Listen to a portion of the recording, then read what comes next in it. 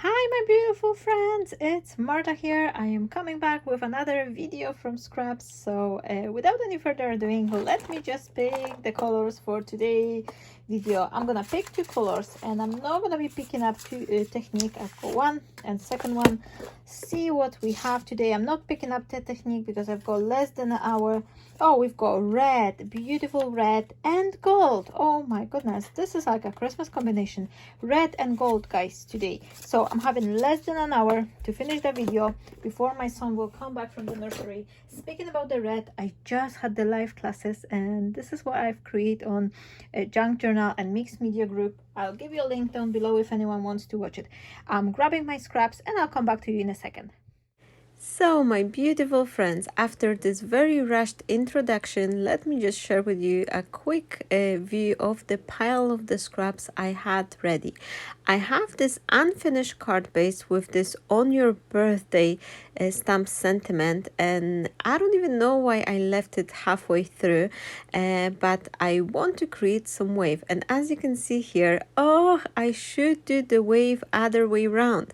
But I don't know why did I not do it. I'm gonna make this card nearly up to the full, and then I'm realizing that it's covering up the sentiment part, which you will see in a minute. But this is a very good idea for using up the scraps. If you don't have this wavy die, which is a part of my own collection, you can use just a regular punch or something, or if you have those like a fancy edge scissors, the one you can buy on the children department, you can use that one as well and create the nice pattern to go. Or you can just cut the wavy line and use your scissors to distress the edge, and this way you will be able to achieve similar look. Here I am checking if all it's working fine, and then I'm gonna grab a couple of the flower dies. This is very old set I had from Creative Expression, which I haven't been used for a while, but I thought this one will go really nice with this card I want to show you today. Now I'm clearing up these pieces, and here I will be using some embossing folder to add even more elegance. This is a very old embossing folder from Tattered Lace, and why I switched the side I don't know, and I've, instead of embossing, I debossed the pattern. I'm gonna take a little break to show you this close-up look on the pile of the scrap of my dear friend Heidi and her lovely cards she created from the last cards from scrap challenge from the previous video. And I'm going to put the link to the Heidi's blog down below. So if you like reading blogs, if you like watching beautiful inspiration, definitely visit Heidi and say hi on her blog. Here I am adhering both layers and then the die I've created with this CRAFTSTASH & Co collection, it has this little line because I thought once you cut out your wave with the scissors or something, you would like to have some additional element to cover it up, so this way you can still use the die itself, but I just thought that this additional piece will really enhance the design and create this lovely finished touch to any project you will be creating. So I'm adhering these two with the help of the liquid glue, just putting them up and following the wavy line, and then I will cut those hanging off the bits once it will all dry. And I'm using the guillotine because I want to have this nice super professional finish. It's never once you chopping the elements with the scissors, sometimes it's hard to get them 100% straight, so I just want to have it professional. And here is the thing I was telling you about. Why did I not do that wave on the other side? I don't know, but I'm not panicking. I'm just grabbing another piece of the card, and this meant to be so I'm gonna be using this panel for another card, and then the one which has the birthday pattern I will turn into the second card. I'm adding the liquid glue, just making sure I'm using my finger just to get rid of those clumps of the liquid adhesive, which then they could cause the warping up. It's too much moisture, so they could warp up your paper. So that way, if you smear them with the finger and flat them up, there's less chances that once you glue your element with the liquid glue, it will all come you know, wonky at the end. Now I'm gonna be adhering the flowers, but I need to wait for my hot glue gun to heat up. So then I thought this is a good moment to start working on another card. I found this piece of the specialty paper I had with this nice gold embossed edge, and I've decided to finish it off using some red color.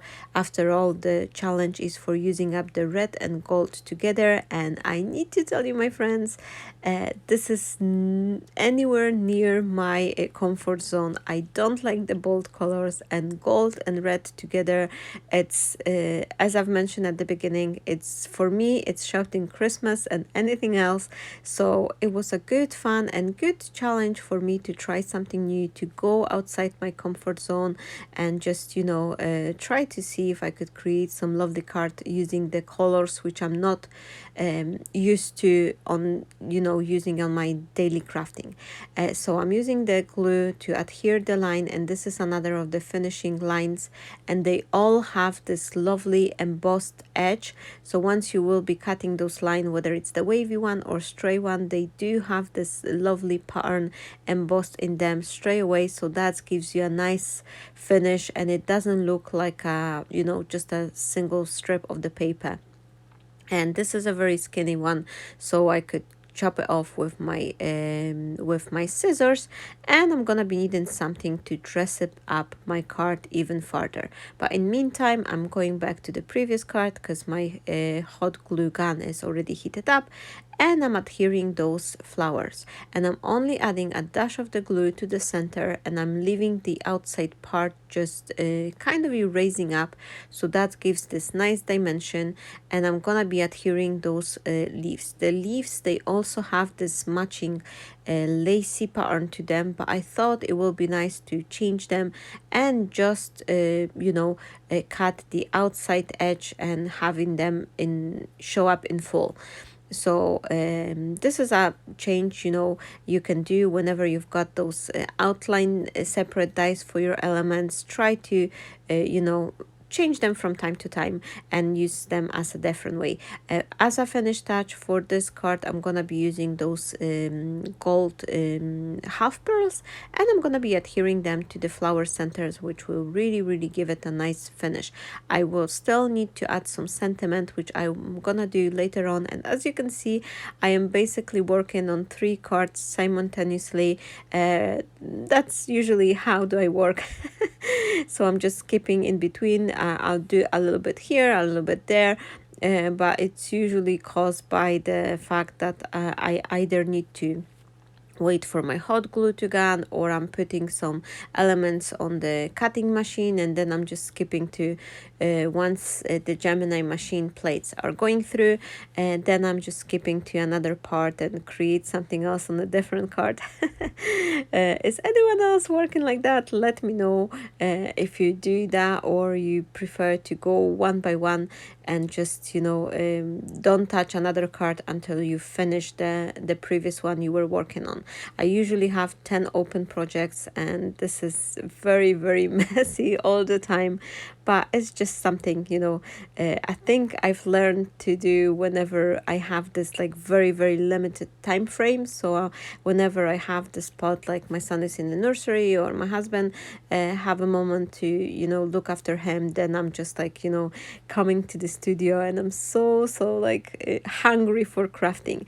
Here is another break and another pile of the scraps which was sent by my other dear friend Elaine, and you may recognize her as a crafty unicorn on the craft world. She is creating amazing cards, and I wanted to give a shout to her as well. So I've decided, because so many friends is showing their beautiful creation on our drop of inspirational group, I've decided that I just cannot keep them for ourselves. So I will be giving a shout to my friends and to everyone who is is posting there, because I want you to know that I really appreciate that you're coming over, you're taking a part in the scrap channel and crafting along with me. This is so nice, and it's just, you know, this is the best appreciation for my work. So I'm super happy and thankful and grateful for all of you, my friends.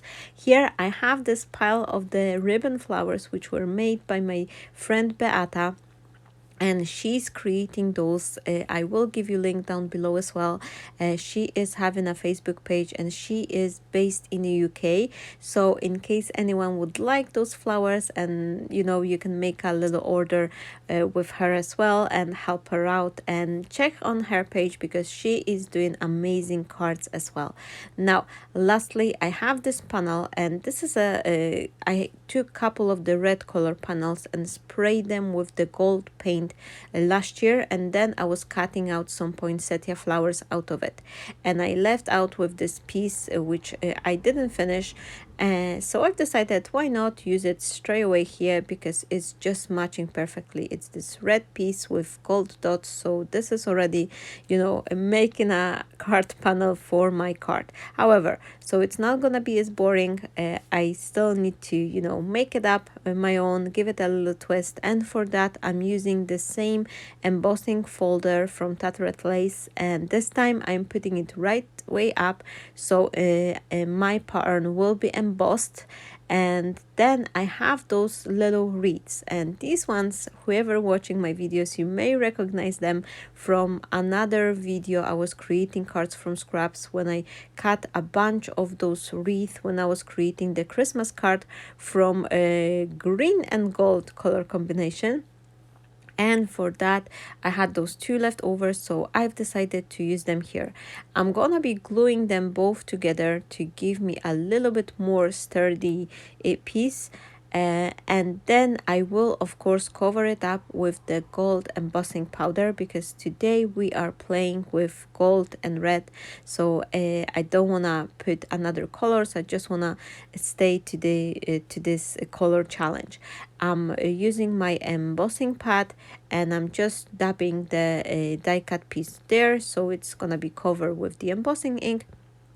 And of course I'm sprinkling with my big jar of the gold embossing powder I've got from the Wow company.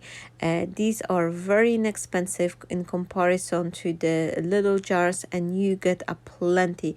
I think it's 160 millimeters jar, so they really come long way.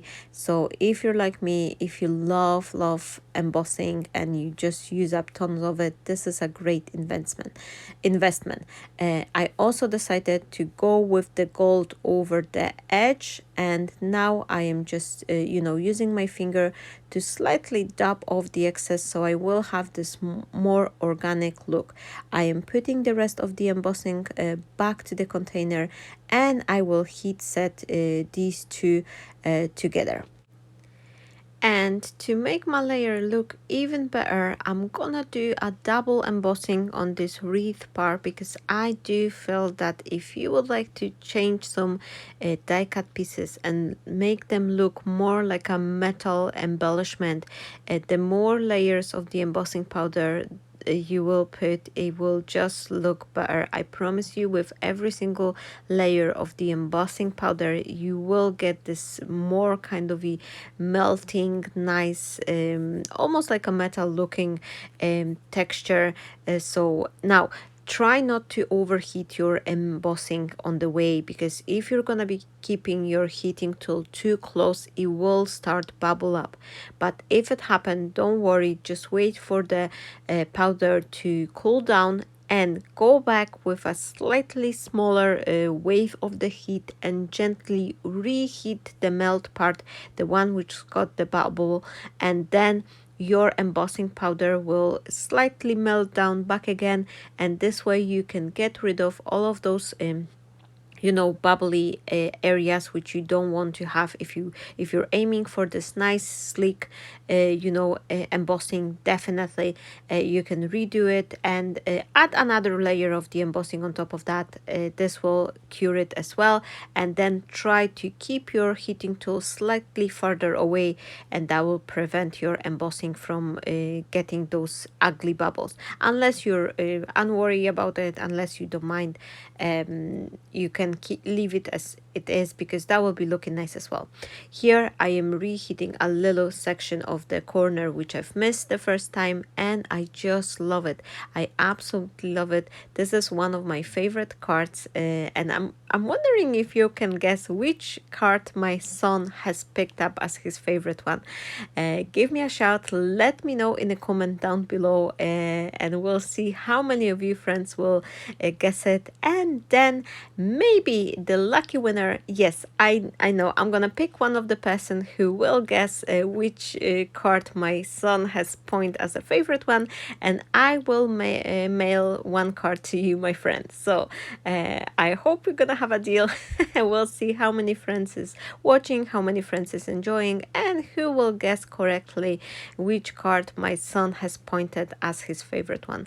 I'm gonna be adding this front panel to my card, and I'm gonna use a double-sided tape. But before I'm gonna do so, I'm gonna take a last break to show you the last part, the last pile of the scraps, and this beautiful card created by Lynn Allison. It's on the group as well, and I just love it. This was a great use up for the scraps, and this three-dimensional card which collapsed to be flat is just absolutely amazing idea for everyone to try, and I want to try it myself as well.